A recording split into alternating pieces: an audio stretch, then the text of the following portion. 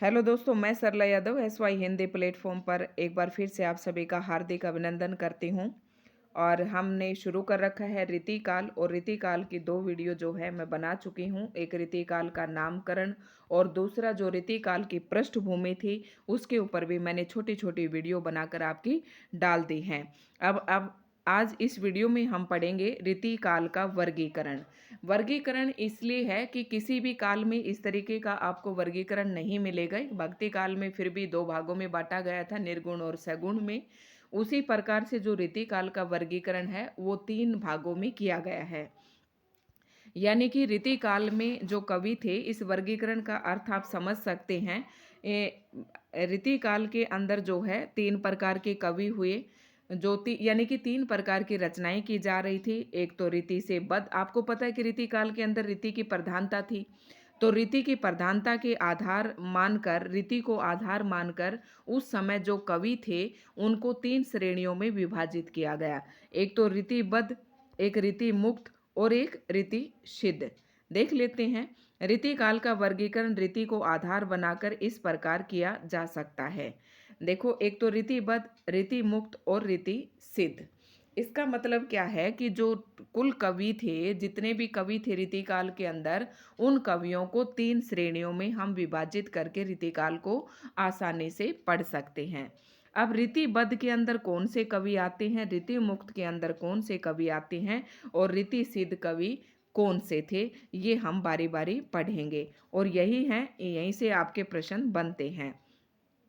फिर मैं इसके बाद, आप इसे थोड़ा सा ध्यान से पढ़ लें, ये ज़्यादा नहीं है, बस इतना ही है। उसके बाद मैं आपको ये रचनाएं दिखा दूंगी, जो कवि हैं उन सब की रचनाएं। लेकिन मैं ये नहीं चाहती कि आप डायरेक्ट इसके ऊपर आप जंप करें। इस यहाँ पहुँचने से पहले, ये सब पढ़ने से पहले आप जो बातें हैं मैं वो सब भी बताऊं, क्योंकि आजकल जो है आयोग जो है, पेपर का पैटर्न जो है बदलता जा रहा है। तो आपको आने वाले समय में कोई दिक्कत ना हो, आप ज़रूर मुझे याद करेंगे कि मैम ने ज़रूर अच्छे से पढ़ाया था। तो आप पेशेंस के साथ, और देखो, पढ़ते रहिए, अपने नोट्स बनाते रहिए। और मैं भी धीरे धीरे छोटी छोटी वीडियो, दिन की एक या दो ही वीडियो डाल रही हूँ, क्योंकि अभी ठंड भी बहुत ज़्यादा है और अंदर बैठ के थोड़ा वीडियो बनाने का मन भी नहीं करता है। और ज़्यादा मैं इसलिए नहीं डाल रही कि आप जो मेरे साथ बच्चे जुड़े हुए हैं, जो UGC नेट की तैयारी करना चाहते हैं, क्योंकि अभी एस्टेट भी हो चुका है और नेट भी हो चुका है, यानी कि पूरा हमारे पास एक साल है, और अगली साल तक तो शायद मैं आपकी बहुत अच्छे से तैयारी करवा दूंगी। ठीक है, तो अब पढ़ देख लेते हैं हम रीतिकाल का वर्गीकरण। ठीक है, तो मैंने बताया कि रीतिकाल के जो कवि हैं उनको तीन भागों में बांटे गए हैं। सबसे पहला है रीतिबद्ध। रीतिबद्ध, इस वर्ग में वे कवि आते हैं जो रीति के बंधन में बंधे हुए हैं, अर्थात जिन्होंने रीति ग्रंथों की रचना की। लक्षण ग्रंथ लिखने वाले उन कवियों में प्रमुख हैं। यानी कि रीतिबद्ध कौन थे? जिन्होंने रीति ग्रंथ की रचना की, तो वो कहलाएंगे रीतिबद्ध। और रीति मुक्त कौन से थे? जिन्होंने रीति मतलब आगे बताऊंगी आपको, अभी आप कंफ्यूज हो जाएंगे। बारी बारी यहाँ चलते हैं, एक एक को देखते हैं। रीतिबद्ध कवि कौन से थे? इस वर्ग में वे कवि आते हैं जो रीति के बंधन में बंधे हुए हैं। ठीक है, यानी कि रीति के बंधन में बंधे हुए हैं और जिन्होंने रीति ग्रंथों की रचना की, उनको क्या कहते हैं? रीतिबद्ध कवि। ठीक है, इन कवियों ने क्या किया कि इन्होंने लक्षण ग्रंथ लिखे। ठीक है, और लक्षण ग्रंथ लिखने वाले कवि कौन से थे? चिंतामणि, मतीराम, देव, जसवंत सिंह, कुलपति मिश्र, मंडन, मिश्र, सोमनाथ, भिखारी दास, दुल्ह, रघुनाथ, रसिक गोविंद, प्रताप सिंह और ग्वाल आदि। आपको देखना कि एक बार ना इन सभी कवियों के नाम आपको अच्छे से देख लेने हैं कि ये कौन से कवि रीति काल के अंतर्गत हैं।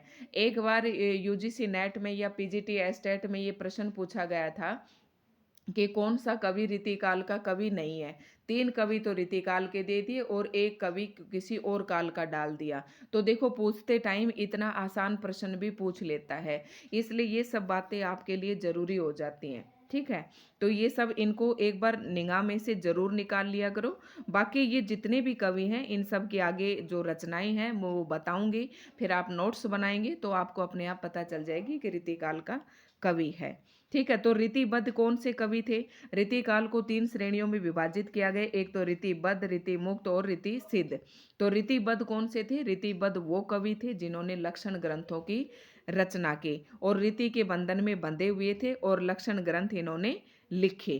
तो ये रीतिबद्ध कहलाए और रीतिबद्ध ये कवि थे। अब रीति मुक्त देखते हैं कौन से कवि थे। इस वर्ग में वे कवि आते हैं जो रीति के बंधन से पूर्णतः मुक्त थे। देखो, रीतिबद्ध मतलब वो रीति से बंधे हुए थे। रीति मुक्त का मतलब ये रीति से बंधे हुए नहीं थे, ये रीति से बिल्कुल आजाद थे। अर्थात इन्होंने काव्यांग निरूपण करने वाले ग्रंथों यानी कि लक्षण ग्रंथों की रचना नहीं की।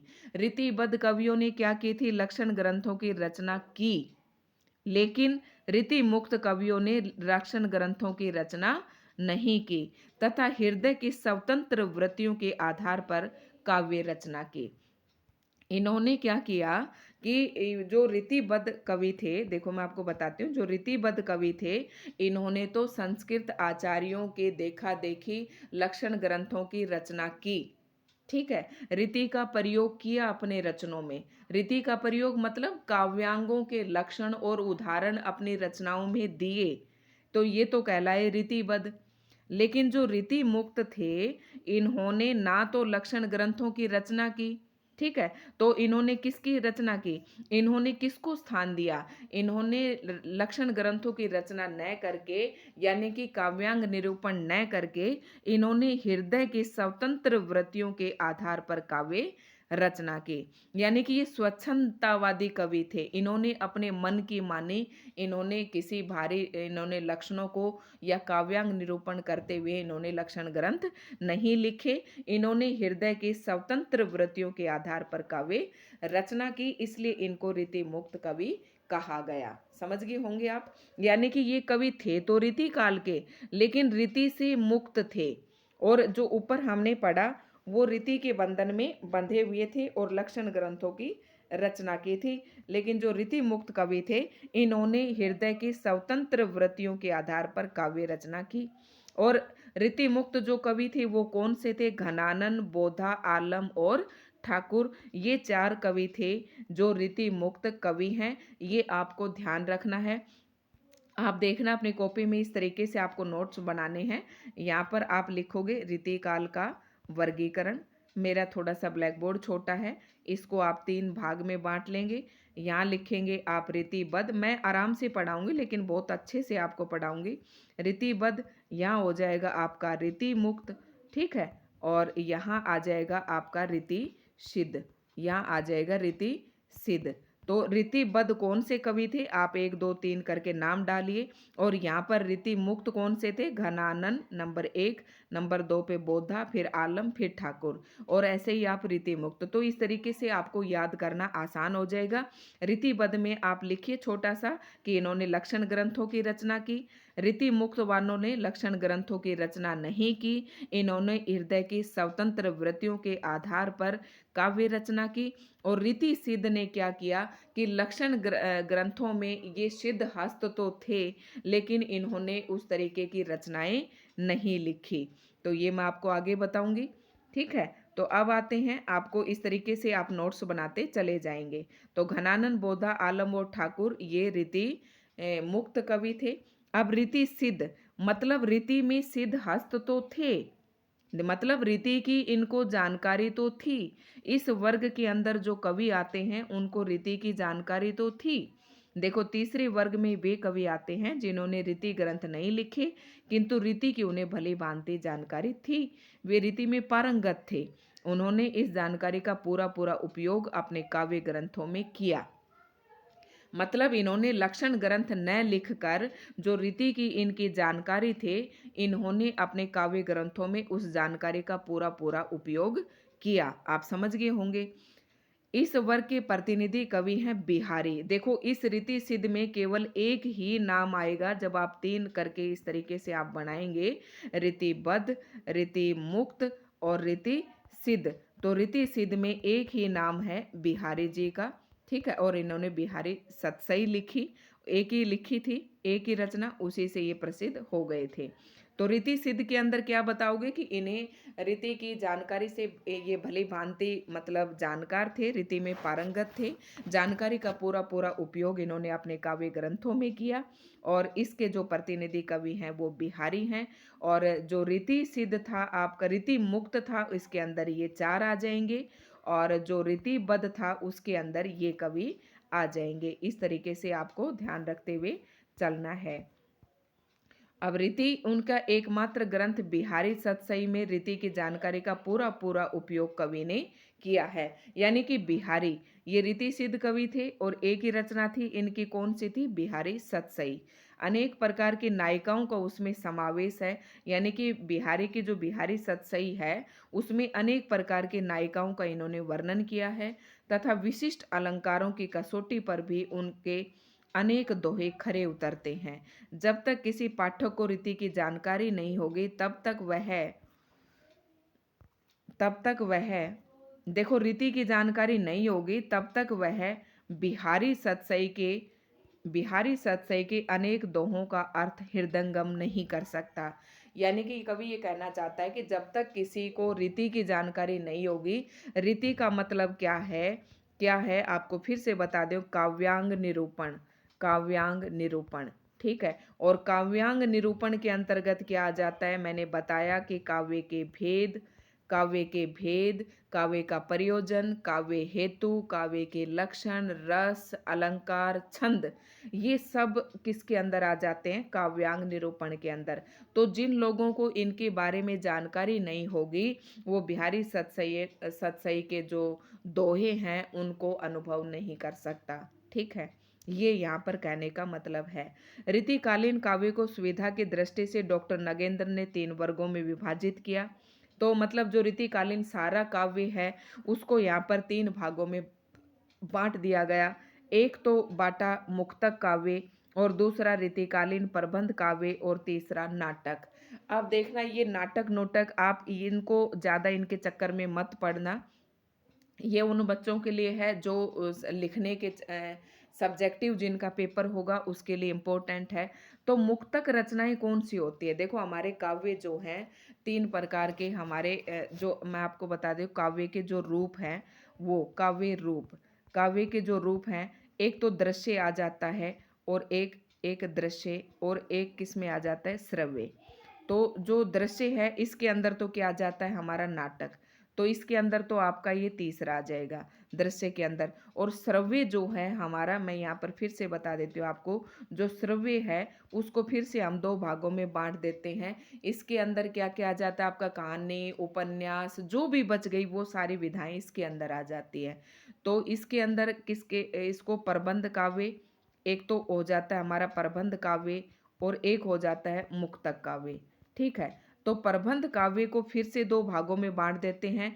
तो यहाँ आ जाता है महाकाव्य, और एक आ जाता है आपका खंड काव्य। एक क्या आ जाता है? खंड काव्य। आप अच्छे से, क्योंकि कई बार आपको प्रबंध काव्य लिखा हुआ मिलेगा, कहीं पर आपको महाकाव्य लिखा हुआ मिलेगा, और कहीं पर आपको खंड काव्य लिखा हुआ होगा। तो प्रबंध काव्य क्या होता है कि इसके अंदर क्या होता है, किसी एक ऐतिहासिक या पौराणिक कोई पात्र होता है जिसके संपूर्ण जीवन पर प्रकाश डाला जाता है, वो तो आपका महाकाव्य होता है। महाकाव्य के अंदर क्या होता है? 8 या 8 से अधिक सर्ग होते हैं। लेकिन इसके अंदर 7 सरखंड काव्य के अंदर क्या होता है? किसी एक ही व्यक्ति के जीवन की एक घटना पर प्रकाश डाला जाता है, वो आपका खंड काव्य होगा। ठीक है, और इसके खंड काव्य के अंदर 7 या 7 से कम सर्ग होते हैं। ठीक है, और इसके महाकाव्य के अंदर 8 या 8 से अधिक सर्ग होते हैं। ठीक, और इसके महाकाव्य की तो और भी कई सारी विशेषताएं होती हैं।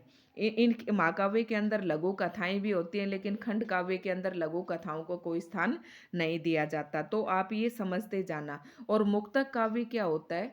मुक्तक काव्य के अंदर किसी भी प्रकार का ना छंदों का कोई बंधन होता है। यानी कि एक छंद के अंदर एक बात कही जाती है, एक छंद के अंदर एक बात कही जाती है। लेकिन महाकाव्य जो होता है इसके अंदर किसी एक छंद, वैसे एक छंद की या एक रस की इस तरीके से प्रधानता मिलती है। रस और भी मिलेंगे, लेकिन मुख्य रूप से एक चीज की प्रधानता ज़्यादा रहती है। ठीक है, तो ये इनमें अंतर था, ये मैंने आपको बता दिया है। आप यहाँ कंफ्यूज नहीं होंगे, क्योंकि यहाँ मुक्तक काव्य लिख रखा था।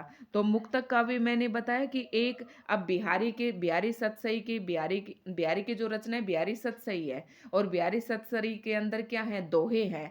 तो एक दोहे के अंदर एक छंद का प्रयोग किया गया होगा, और एक दोहे के अंदर एक ही बात बताई गई होगी। तो वो किसके अंदर कहलाता है, आपका मुक्तक काव्य। इस तरीके की जो रचनाएं आपकी मुक्तक काव्य के अंतर्गत आ जाती हैं।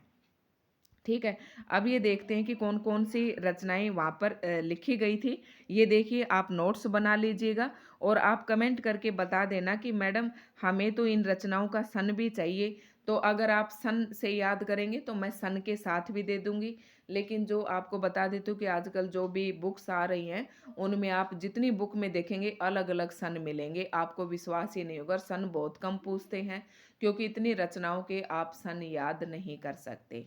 ठीक है, और ये जो बुक है मेरी, इसमें ज़्यादातर आपके ये मतलब सीक्वेंस में ही लगे हुए हैं, क्योंकि यूजीसी नेट वाले बच्चों को थोड़ा सा क्रम से याद करने की ज़रूरत होती है। उन्हें आरोही अवरोही क्रम में लगाने आते हैं। ठीक है, तो आरोही और अवरोही क्रम में लगाने के लिए रचनाएं आती हैं, कई बार हमारे पीजीटी एस्टेट में भी पूछ लेते हैं। तो सबसे पहला जो कवि है चिंतामणि है रीतिकाल का। तो चिंतामणि की जो रचनाएं, इनका जो समय सीमा है वो 1600 ईस्वी से 1685 तक है।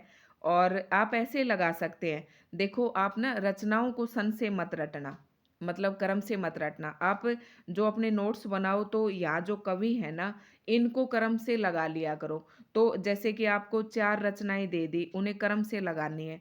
तो एक तो मान लो किसकी दे दी, बिहारी की दे दी, नहीं मान लो एक मतीराम की दे दी, एक भूषण की दे दी, एक आलम की दे दी। तो आपको पता है कि आलम की तो सबसे बाद में आएगी, क्योंकि आलम का तो सबसे नीचे है और इनका समय सीमा थोड़ा सा ऊपर है। तो इस तरीके से आप आइडिया लेके लगाएंगे तो वो बिल्कुल सही हो जाती है। मैंने इसी तरीके से किए थे, मैंने सारे जो कवि हैं वो क्रम से लिखे थे जन्म के हिसाब से। तो रचनाएं भी मुझे उसी तरीके से मेरी सेट हो जाती थी और अच्छे खासे मार्क्स भी आ गए थे, क्योंकि हर रचना का आप सन याद नहीं कर सकते। ठीक है, तो इस तरीके से आपको नोट्स बनाने हैं। तो सबसे पहले चिंतामणि सबसे ऊपर आ जाता है। तो चिंतामणि की रचनाएं हैं, इम्पोर्टेंट है, आपको बता देती हूँ। चिंतामणि को जो है पहला कवि माना है रीतिकाल का, किसने, आचार्य रामचंद्र शुक्ल जी ने। और इनके मैं छोटे छोटे क्वेश्चंस भी आपको जो एक रेखीय क्वेश्चन है वो भी मैं आपको दूंगी लास्ट में। तो चिंतामणि की जो रचनाएं हैं, कवि कुल, कल्पतरु, काव्य विवेक और काव्य प्रकाश। देखो मैंने जो याद किए थे ट्रिक से बता रही हूँ, कै कैसे हैं चिंतामणि, कवि कवि कवि कुल, कल्पतरु, काव्य विवेक और काव्य प्रकाश। ठीक है, फिर आता है श्रृंगार मंजरी, रस विलास और छंद विचार। देखो श्रृंगार मंजरी, रस विलास और छंद विचार। अब हमने चिंतामणि को किसके अंदर डाला था, एक आपको याद करने का तरीका बता देती हूँ, रीतिबद्ध के अंदर।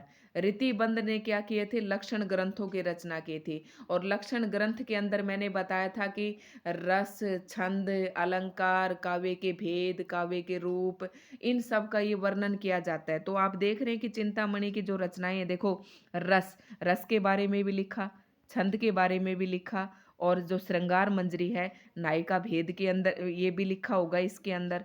ठीक है, तो क्या है, इन्होंने सभी पर अपनी लेखनी चलाई है, तो ये रीतिबद्ध के अंतर्गत आ जाएगा। ठीक, दूसरा है भूषण। भूषण की रचनाएं हैं, शिवराज भूषण इम्पोर्टेंट है, छत्रसाल दशक, शिवा बावनी, अलंकार प्रकाश, छंदो हृदय प्रकाश। यानी कि भूषण ने जो है वीरता परक रचनाएं लिखी हैं। और शिवराज भूषण के जो ये उसमें शिवराज के दरबार में जो शिवा सिंह था या शिवराज सिंह था, इनके राजा का नाम था, उसी के ऊपर इन्होंने सारी रचनाएं लिखी हैं। शिवराज भूषण, छत्रसाल दशक, शिवा बावनी, अलंकार प्रकाश और छंद। देखो इन्होंने छंद के बारे में और यहाँ अलंकार के बारे में भी लिखा है। शिवा बावनी, शिवराज भूषण और छत्रसाल दशक, इस तरीके से आप याद करते चले जाएंगे। तीसरा है मतीराम। तो मतीराम का कौन सा, इनको भी आपको क्रम से लगाना है। कई बार कवियों को भी क्रम से पूछने के लिए मतलब पूछ लेते हैं यूजीसी नेट में कि कवियों को क्रम से लगाइए आरोही क्रम में। तो आरोही और अवरोही भी बता देती हूँ मैं आपको। आरोही क्रम में क्या करते हैं, सबसे पहले सबसे छोटा, फिर उससे बड़ा, फिर उससे बड़ा। यानी कि अगर ये पहले 4 कवि आपके पास आते हैं तो सबसे पहले आप किसको लगाओगे? तो देखो यहाँ पर भाई देख लेना, बिहारी का 1595 दे रखा है, तो बिहारी सबसे आगे आ जाएगा।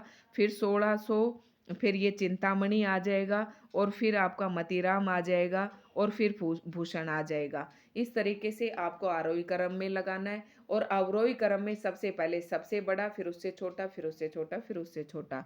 इस तरीके से हम इनको अरेंज करेंगे। तो कवियों का आपको जब नोट्स बनाओ तो सबसे पहले रचना काल के हिसाब से कौन सा कवि सबसे ऊपर लगाऊं, एक साथ इसी तरीके से आपको नोट्स बनाने हैं। ठीक है। तो मतीराम की कौन सी रचनाएं हैं? ललित ललाम, मतीराम सतसई, रस राज बहुत ही महत्वपूर्ण है, कई बार पेपर में पूछते हैं। अलंकार पंचाशिका, व्रत कौमुदी भी इनकी महत्वपूर्ण है। और बिहारी ने एक ही रचना लिखी, बिहारी सतसई। ठीक है। रस निधि की रतन हजारा, विष्णु पद कीर्तन, ये ज़्यादा इम्पोर्टेंट नहीं है। हिंडोला इनकी इम्पोर्टेंट है, सतसई लिख लेना, और ये बस इतने ही इनकी हैं, ज़्यादा महत्वपूर्ण नहीं। फिर मैं एक एक कवि जो इनके महत्वपूर्ण कवि हैं, चिंतामणि, भूषण, मतीराम, इनको अलग से पढ़ाऊंगी। बिहारी के बारे में अलग से बताऊंगी, मतीराम के बारे में अलग से बताऊंगी। तो आप वहाँ से भी इनके रचनाओं के बारे में लिख सकते हैं, लेकिन ये अपने नोट्स जरूर बना लेना। जसवंत की भाषा भूषण पूछी जाती है, खूब पूछी जाती है। TGT estate, PGT estate, net में खूब पूछी जाती है। रस निधि की कौन सी पूछी जाती है? रतन हजारा और हिंडोला ज़्यादा पूछी जाती है। ठीक है। और कुलपति मिश्र की है रस रहस्य, इम्पोर्टेंट है। और ज़्यादा एक ही संग्राम सार लिख लेना, और आप बाकी आप लिखो तो लिख लेना, नहीं ज़्यादा कंफ्यूज नहीं होना है। लेकिन जो ऊपर के ये 3-4 कवि हैं, इनकी सभी रचनाएं आप लिख लेना। जो इम्पोर्टेंट हैंगी वो मैं आपको बताऊंगी। आलम, आलम के लिए एक ही है। देव, देव की सारी इम्पोर्टेंट हैं रचनाएं। देव की सारी ऐसे करने, भाव विलास, भवानी विलास, कुशल विलास, रस विलास। तो आप एक लिखना, भाव, भवानी, कुशल, रस, जाति और विलास। ऐसे याद कर लेना, भाव, भवानी, कुशल, रस और जाति, और सबके साथ क्या लगा दो? विलास। यानी कि प्रेम तरंग, रसायन, रस रसायन, देव शतक, प्रेम चंद्रिका, प्रेम दीपिका, राधिका विलास। तो इनको आप याद कैसे करेंगे? प्रेम तरंग प्रेम से संबंधित ज़्यादा हैं, यानी कि प्रेम चंद्रिका, प्रेम दीपिका, और या भाई 3 तो प्रेम प्रेम और एक राधिका, और किसके साथ? देव शतक के साथ। ऐसे आपको याद कर लेनी है, महत्वपूर्ण है। सारी रचनाएं लिखनी है देव की, आपको एक भी नहीं छोड़नी है। उसके बाद सुरती मिश्र, ये कोई ज़्यादा खास नहीं है, नहीं पूछी जाती हैं इतनी, लेकिन एक आधी आप लिखो तो लिख लेना। ये मैंने इसलिए सारे कवि इसलिए दिखा दिए कि मैंने बताया ना कि इस तरीके से प्रश्न पूछ लेते हैं कि कौन सा कवि रीतिकाल का नहीं है, इसलिए मैंने सारे नाम आपको दिखा दिए। अब आपको लिखनी है घनानन, महत्वपूर्ण है। सारी रचनाएं आपको घनानन की लिखनी है, पूछी जाती हैं। ठीक है। ये सारी रचनाएं, पदावली, वियोग बेली, सुजान, सुजान जो थी, सुजान इसकी एक प्रेमिका थी। ठीक है। तो इन्होंने प्रेमिका के बारे में लिखा है, तो सुजान इनकी प्रेमिका। सुजान हित प्रबंध, प्रीति पावस, कृपा कंद निबंध, यमुना यश प्रकीर्ण छंद। ठीक है। रसलीन की लिखनी है आपको, अंग दर्पण और रस प्रबोध, दो ही हैं इनकी। और सोमनाथ की रस पीयूष निधि, ये लिख लेना, इम्पोर्टेंट है। और भिखारी दास की, फिर आपको सारी रचनाएं भिखारी दास की लिखनी है, जो मैं बता रही हूँ वो आप करते जाना। काव्य निर्णय, श्रृंगार निर्णय, देखो भिखारी के 2 निर्णय हैं, एक तो काव्य निर्णय, एक श्रृंगार निर्णय। रस सारांश महत्वपूर्ण है, कई बार पूछी जाती है पेपर में। छंद प्रकाश और छंदावरण, 2 छंद हैं, 2 निर्णय हैं, और एक रस है। ठीक है।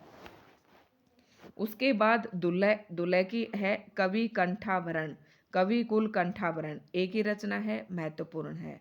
उसके बाद आ जाती है बोधा, बोधा की है विरह वारिस और इश्क नामा, ये आपको याद रखनी है, दोनों महत्वपूर्ण हैं।